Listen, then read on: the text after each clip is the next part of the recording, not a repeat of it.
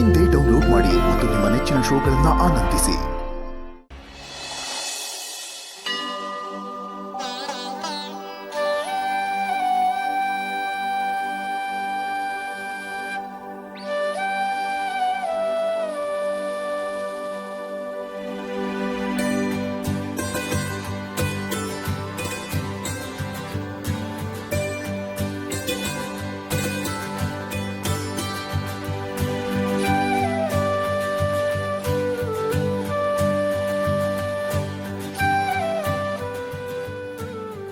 ಪುಟ್ಟಲಕ್ಷ್ಮಿ, 100 ಕಾಲ ಸುಖವಾಗಿ ಬಾಳು.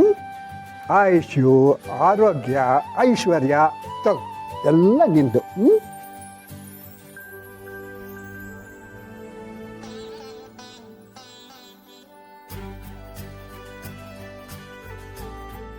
ಮಗುಗೆ ನಾನು ಗಿಫ್ಟ್ ತಂದಿದ್ದೀನಿ. ಹೌದಾ? ನಿಜವಾಗ್ಲೂ ಆಶ್ಚರ್ಯ. ನೀವೆಲ್ಲೂ ಆಚೆನೆ ಹೋಗಿಲ್ವಲ್ಲ ರಾಧಾ ಅವರೇ? ಮತ್ತು ಮಗುಗೆ ಹೇಗೆ ಗಿಫ್ಟ್ ತಂದ್ರಿ?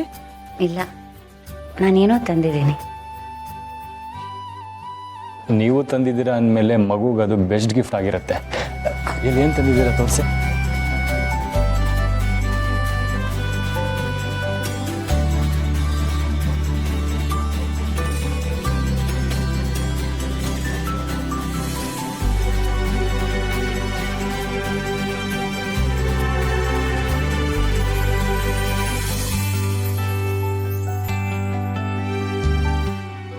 ಮಾಧವರೇ, ಏನಿದೆ ಅಂತ ತೆಗೆದು ನೋಡಿ.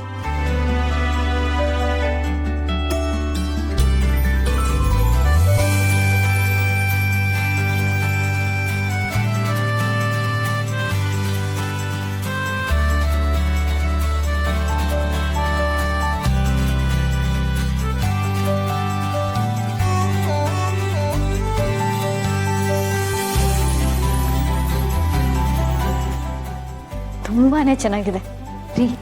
ಇದನ್ನ ಲ್ಯಾಮಿನೇಟ್ ಮಾಡಿಸಿ. ಬನ್ನಿ, ಎಲ್ಲರೂ ಒಂದು ಫೋಟೋ ತಗೊಳ್ಳೋಣ.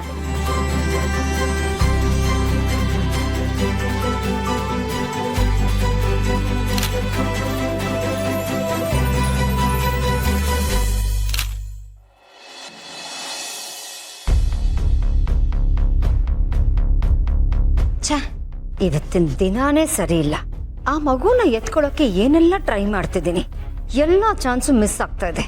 ಇನ್ನೇನು ಎತ್ಕೊಂಡು ಹೋಗ್ಬೇಕು ಅನ್ನೋಷ್ಟರಲ್ಲಿ ಯಾರಾದರೂ ಒಬ್ರು ಬರ್ತಾನೆ ಇರ್ತಾರೆ. ಫಂಕ್ಷನ್ ಬೇರೆ ಮುಗಿತಾ ಬಂತು. ಇನ್ನೂ ಲೇಟ್ ಮಾಡೋಷ್ಟು ನನ್ನ ಹತ್ರ ಟೈಮ್ ಇಲ್ಲ. ಈ ಸಲ ಏನಾದರೂ ಆಗಲಿ, ಮಗುನ ಎತ್ಕೊಂಡು ಹೋಗಲೇಬೇಕು. ಅತ್ತಿತ್ತ ನೋಡದಿರು, ಅತ್ತು ಹೊರಳಾಡದಿರು, ನಿತೆ ಬರುವಳು ಹೊದ್ದು ಮಲಗು ಮಗುವೆ, ಜೋ ಜೋ ಜೋ ಜೋ.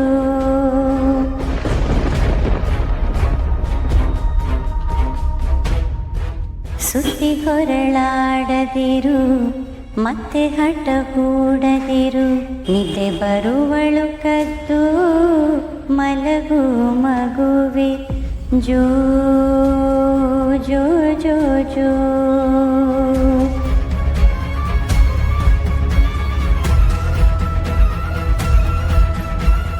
ಯಾರು ಈ ಹಾಡನ್ನ ಹಾಡ್ತಾ ಇರೋದು? ಈ ವಾಯ್ಸು, ಈ ಹಾಡು. ರಾಧಾ ಅವರೇ, ನಿಮ್ಮ ಧ್ವನಿ ಎಷ್ಟು ಇಂಪಾಗಿದೆ ಅಂದರೆ ಮಗು ಹಾಡು ಕೇಳ್ತಾ ಕೇಳ್ತಾ ಹಾಗೆ ನಿದ್ದೆ ಹೋಯ್ತು. ನೀರನ್ ಕಿವಿ ಈಗ ತಂಪಾಗಿದೆ.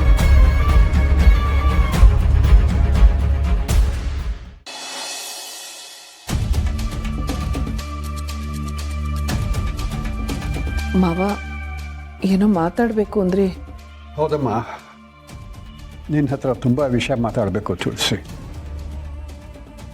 ನಾನು ಆ ಶಾರ್ವರಿ ಬಗ್ಗೆ ಇನ್ನೊಂದಷ್ಟು ವಿಷಯ ತಿಳ್ಕೋಬೇಕು ಅಂತ ಅಂದ್ಬಿಟ್ಟು ಮತ್ತೆ ತಾವರೆಕೆರೆಗೆ ಹೋಗಿದ್ದೆ. ಏನು? ತಾವರೆಕೆರೆಗ? ನೀವ್ಯಾಕೆ ಅಲ್ಲಿಗೆ ಹೋದ್ರಿ ಮಾವ? ಮತ್ತೆ ಏನಾದರೂ ಅನಾಹುತ ಆದರೆ? ಬೇಡ, ಇನ್ಯಾವತ್ತೂ ನೀವು ಅಲ್ಲಿಗೆ ಹೋಗಬಾರ್ದು. ಅಯ್ಯೋ, ನನಗೇನಾಗಲ್ಲ ಬಿಡಮ್ಮ. ಅದೇನೇ ಆದರೂ ನೀವು ಒಬ್ರೊಬ್ಬರೇ ಓಡಾಡೋದು ಸೇಫ್ ಅಲ್ಲ. ಇನ್ನೊಂದು ವಿಷಯ ಗೊತ್ತಾ ತುಳಸಿ, ಈ ಸಲ ನಾನು ಅಲ್ಲಿಗೆ ಹೋದಾಗ ಶಾರ್ವರಿ ಬಗ್ಗೆ ಇನ್ನೊಂದಷ್ಟು ಸತ್ಯಗಳು ನನಗೆ ತಿಳಿಯಿತು. ಸತ್ಯಗಳ ಏನು ಹೇಳ್ತಾ ಇದ್ದೀರಾ ಮಾವ? ತುಳಸಿ, ಆ ಶಾರ್ವರಿ ಈ ಮನೆ ಮೇಲೆ ಅಷ್ಟೊಂದು ದ್ವೇಷ ಕಾಡ್ತಾ ಇರೋದು ಯಾತಕ್ಕೆ? ಮಾಧವನಿಂದಾಗಿ ತನ್ನ ಅಕ್ಕ ಸತ್ಲು ಅಂತ ತಾನೆ? ಹೌದು, ಶಾರ್ವರಿ ಅಕ್ಕ ಮಾಧವ ಅವ್ರನ್ನ ಇಷ್ಟಪಡ್ತಿದ್ಲಂತೆ. ಮಾಧವ ಅವ್ರು ನಿರಾಕರಿಸಿದ್ದಕ್ಕೆ ಆತ್ಮಹತ್ಯೆ ಮಾಡ್ಕೊಂಡು ಸತ್ಲು ಅಂತ ಶಾರ್ವರಿ ಹೇಳಿದ್ಲು. ಇಲ್ಲಮ್ಮ, ಅದ್ಯಾವುದೂ ನಿಜ ಅಲ್ಲ.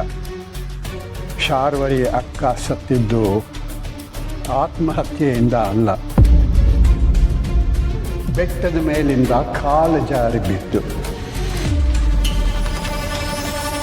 ಅಂದರೆ ಮಾಧವ ಅವರು ನನಗೆ ಗೊತ್ತಾದ ಹಾಗೆ ಮಾಧವ ಅವಳ ಪ್ರೀತಿನ ನಿರಾಕರಿಸೋದಕ್ಕೆ ಮುಂಚೆನೇ ಈ ಅನಾಹುತ ಆಗಿತ್ತು. ಮಾಧವ ಅವಳ ಹತ್ರ ಏನೂ ಹೇಳೇ ಇಲ್ಲ. ಅಷ್ಟರಲ್ಲಾಗಲೇ ಅವಳು ಕಾಲು ಜಾರಿ ಬಿದ್ದಿದ್ದಾಳೆ. ಅಷ್ಟು ಮಾತ್ರ ಅಲ್ಲ ತುಳಸಿ, ಇದುವರೆಗೂ ಅವಳ ಶವ ಯಾರಿಗೂ ಸಿಕ್ಕೇ ಇಲ್ಲ. ಏನು ಹೇಳ್ತಾ ಇದ್ದೀರಾ ಮಾವ? ಶಾರ್ವರಿ ಸ್ಮಶಾನಕ್ಕೆ ಹೋಗಿ ಪೂಜೆ ಮಾಡೋದನ್ನು ನಾನು ನೋಡಿದ್ದೀನಿ. ಹೌದಮ್ಮ, ಅವಳು ಸ್ಮಶಾನಕ್ಕೆ ಹೋಗಿ ಪೂಜೆ ಮಾಡ್ತಾಳೆ, ಆದರೆ ಅದು ಅವಳ ಅಕ್ಕನ ಸಮಾಧಿ ಅಲ್ಲ, ಅವಳ ಅಪ್ಪ ಅಮ್ಮನ ಸಮಾಧಿ. ಅಲ್ಲೇನೆ ಅವಳ ಅಕ್ಕನ ಫೋಟೋನೂ ಇಟ್ಟು ಪೂಜೆ ಮಾಡ್ತಾಳೆ. ವಿಧಿ ಆಟ ಹೇಗೆಲ್ಲ ಇದೆ ನೋಡಿ ಮಾವ. ಶಾರ್ವರಿ ಇದುವರೆಗೂ ತನ್ನ ಅಕ್ಕ ಸತ್ತಿದ್ದು ಮಾಧವ್ ಅವರಿಂದ ಅಂತಾನೆ ಅನ್ಕೊಂಡಿದ್ದಾಳೆ. ಇಷ್ಟೆಲ್ಲ ಅನಾಹುತ ಮಾಡ್ತಾ ಇದ್ದಾಳೆ. ತುಳಸಿ, ಈ ಸುಳ್ಳು ಅನ್ನೋದು ರಕ್ತ ಪಿಶಾಚಿಗಿಂತ ಭಯಂಕರವಾದ್ದು. ಒಂದು ಸಲ ಈ ಸುಳ್ಳು ಅಂತನ್ನೋ ಭ್ರಮೆ ತಲೆ ಒಳಗೆ ಹೊಕ್ಕು ಬಿಡ್ತು ಅಂತಂದರೆ ಅದು ಅನೇಕ ಜೀವಿಗಳನ್ನು ಬಲಿ ತಗೊಂಡ್ಬಿಡುತ್ತೆ. ತುಳಸಿ, ಸತ್ಯ ಅಂತನ್ನೋದು ದೇವತೆ, ಸುಳ್ಳು ಅನ್ನೋದು ಪಿಶಾಚಿ. ಆ ದೇವತೆಯಿಂದ ಈ ಪಿಶಾಚಿಯ ಸಂಹಾರ ಆಗಬೇಕು. ಈಗ ಶಾರ್ವರಿಗೆ ಈ ಸತ್ಯ ಗೊತ್ತಾಗಬೇಕು. ಅದು ಹೇಗೆ ಸಾಧ್ಯ? ಅವಳಿಗೆ ಹೇಗೆ ಇದನ್ನು ಅರ್ಥ ಮಾಡಿಸೋದು? ಅದನ್ನು ನಾವು ಯೋಚನೆ ಮಾಡಬೇಕು ತುಳಸಿ. ಅದಷ್ಟೇ ಅಲ್ಲ, ಈಗ ನನ್ನ ತಲೆ ಒಳಗೆ ಇನ್ನೂ ಒಂದು ಗೊಂದಲ ಓಡ್ತಾ ಇದೆ. ಏನು ಮಾವ ಅದು? ಶರ್ಮಿಳಾ ಸತ್ತಿದ್ದಾಳೆ ಅಂತ ಅನ್ನೋದಕ್ಕೆ ಯಾವ ಪುರಾವೆನೂ ಇಲ್ಲ, ಅವಳ ದೇಹನೂ ಸಿಕ್ಕಿಲ್ಲ. ಅಂದರೆ ಅವಳು ಇನ್ನೂ ಬದುಕಿದ್ರೆ